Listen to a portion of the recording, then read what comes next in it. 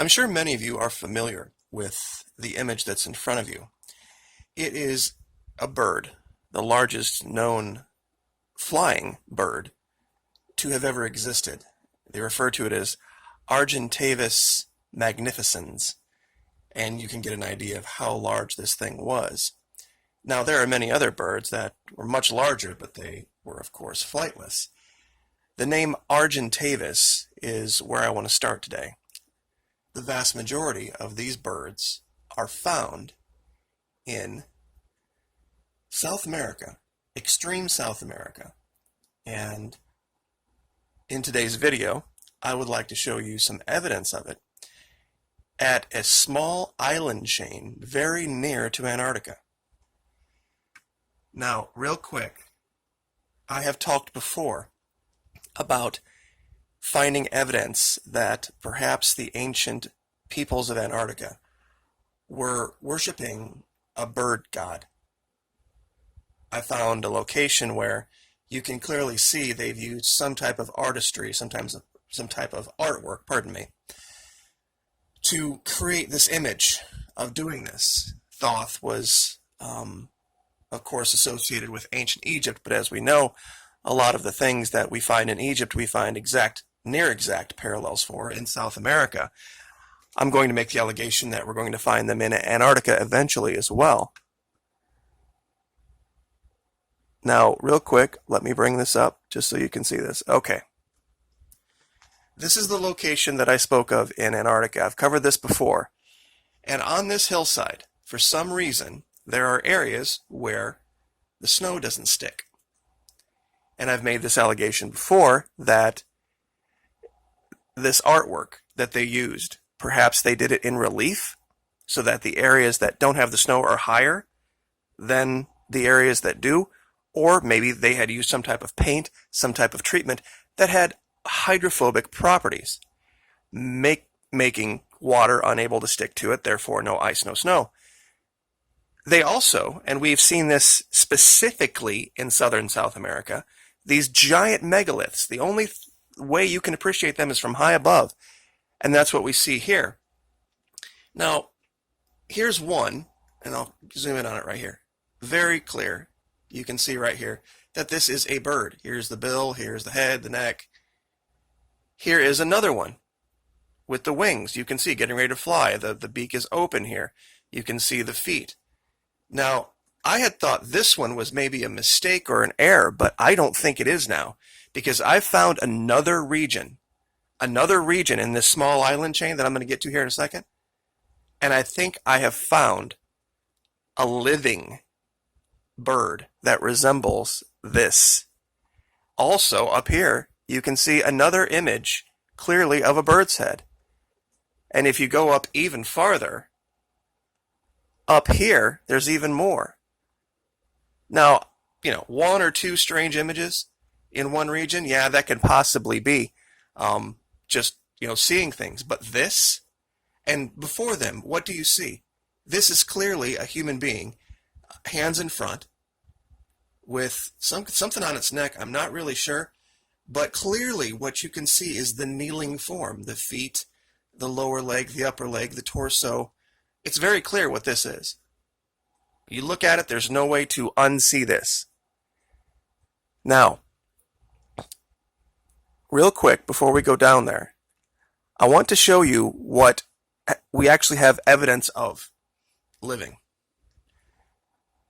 The names of these are so unbelievably long, I'm not going to, I think this is for Sucus, hunting horses. This is a skeleton found. This is Dromornis. And this is what Dromornis would look like next to a human. This is a bird, Titanus something or other, next to a human.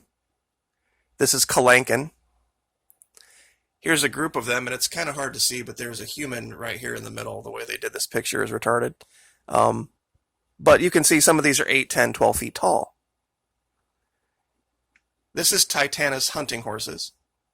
So you can get a ballpark. And the idea is all of the skeletons of these are found very, very near, about as close as you can get anywhere to Antarctica without actually being on the continent. Extreme South, South America.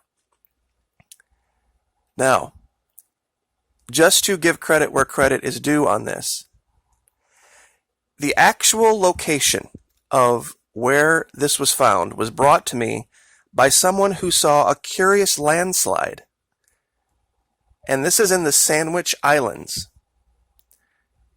just north, I guess, of Antarctica, the continent, just east of Argentina. Now, I looked at this and I'm like, well, okay, here's a landslide, but the curious part was this long giant piece that had slid in this perfectly straight, I guess, direction and then landed here. Now, I didn't think much of it. I mean, in the sense that, well, it's curious. Whatever this was, I'll get a quick measure for you so you can see it. In feet, it is, oh, 1 second here.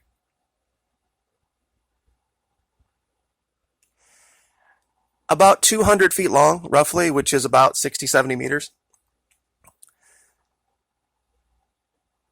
So that something fell off the side of a mountain and caused a bunch of snow to fall after it, you know, it's cool to see, but I really wouldn't know where to take it, so I kind of left it be. I went back to it and looked around the region and found something, and I want to show you guys this. There is a cave right next to it,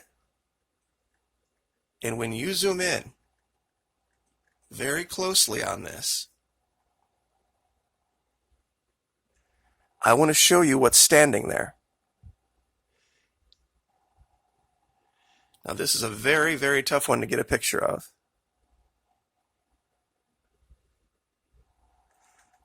Let me do this again so I get the exact right angle. Okay, there we go. Now, tell me you don't see a head, a giant beak, and a huge gray body and 2 feet underneath it.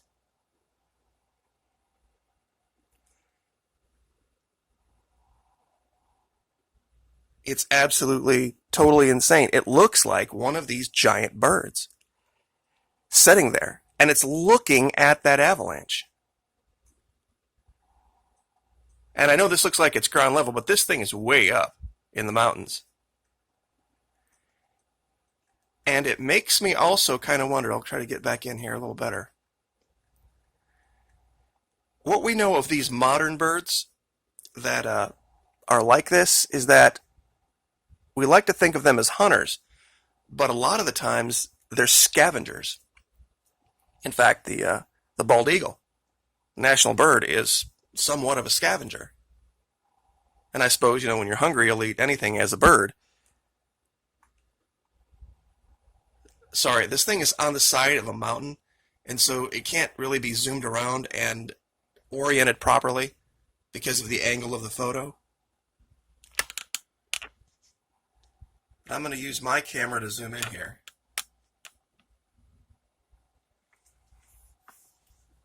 And I can't think of any other explanation. I really can't. Let me see if turning the light down sets up the contrast a little bit.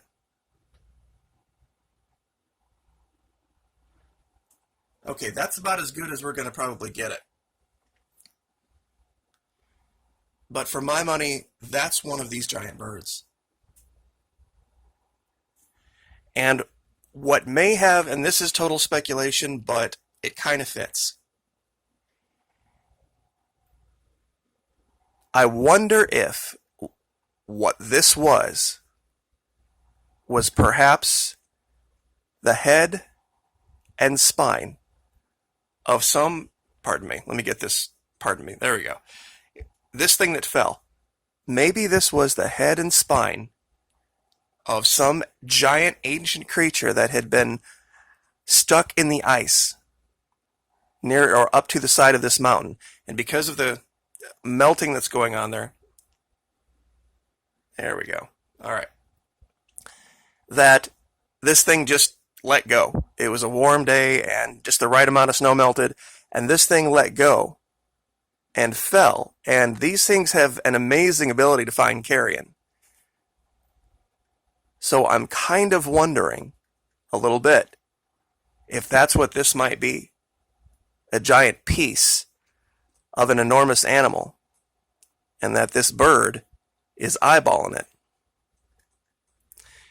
And I'll get back in here. I'm going to try to, let's see here. Let's see if coming in this way is a little bit easier.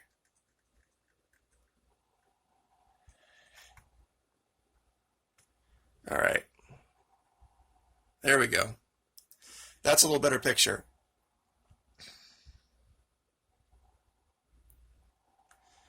So that's what I wanted to cover today, is that, I wish the person that brought me to this area, I went back to try to find the comment where they showed the coordinates, and it was gone. It probably just got tossed in a folder, and I apologize, but I do want to acknowledge that the location where the landslide is, I didn't find myself, someone else did, but the bird I found. So anyway, I'll leave it there. I'll let you guys make up your own mind.